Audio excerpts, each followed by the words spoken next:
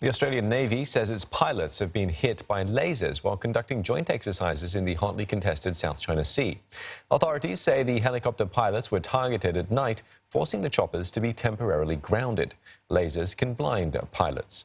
And this is part of a recent increase in the use of lasers, according to the Australian Defence Force. Chinese informal militia are believed to be to blame. China has been accused of using fishing trawlers to carry out such missions in the South China Sea to challenge rival powers while reducing the risk of military conflict. In this latest incident, the aircraft were operating from the Australian warship, the HMAS Canberra. An academic on board says the vessel was followed by a Chinese warship for most of its journey, despite the route not going near any sensitive waters.